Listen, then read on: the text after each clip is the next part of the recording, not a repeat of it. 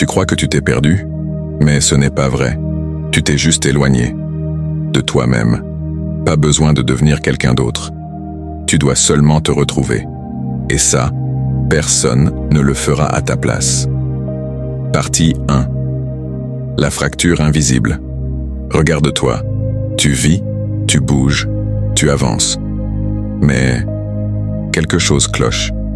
Tu sens ce vide, cette fatigue que même le sommeil ne soigne pas. Tu souris, mais c'est automatique. Tu fonctionnes comme une machine. Et tu t'es habitué à ce mode survie. Tu t'es construit une vie qui ne te ressemble plus. Tu joues des rôles. Tu t'adaptes. Tu encaisses. Tu dis oui alors que tu veux dire non. Tu fais ce qu'on attend, pas ce que tu ressens. Et sans t'en rendre compte, tu as tiré un rideau sur ton propre reflet.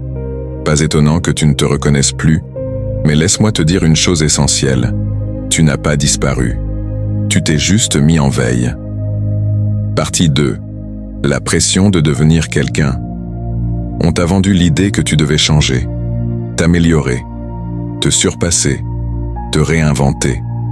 Mais si le vrai problème, c'était pas ton imperfection, mais ton oubli, tu as voulu être fort, tu as voulu être performant, aimé, validé. Tu as tellement essayé d'être suffisant que tu as fini par t'éteindre. Tu as fui le silence parce qu'il est brutal. Tu as fui l'ennui parce qu'il te met face à tes pensées. Tu as fui l'instant présent parce qu'il révèle ce que tu refuses de voir. Mais fuis autant que tu veux, tu resteras toujours là au fond, en attente, en silence, en toi. Partie 3. Revenir à soi, ce n'est pas se changer. Non, tu ne dois pas changer. Tu dois revenir à ce que tu ressens vraiment, à ce que tu aimes, à ce que tu détestes, à ce qui te fait vibrer. Revenir à soi, c'est se souvenir de ce qu'on a mis sous le tapis, ce qu'on a refoulé pour s'intégrer, ce qu'on a nié pour ne pas déplaire. Mais attention, revenir à soi, ce n'est pas confortable. C'est parfois brutal.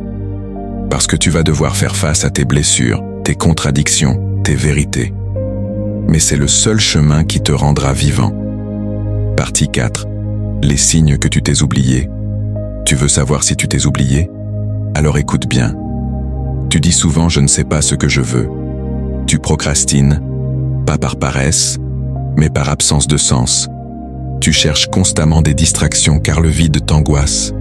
Tu te sens vide même quand tu es entouré. Tu te critiques sans arrêt, même quand tout semble aller bien. Ces signes-là, ce ne sont pas des faiblesses. Ce sont des cris internes, des signaux d'alarme. Ils ne disent pas que tu es brisé. Ils disent que tu as besoin de toi. Partie 5. Ce que tu peux faire aujourd'hui. Revenir à toi ne demande pas des miracles, mais ça demande du courage.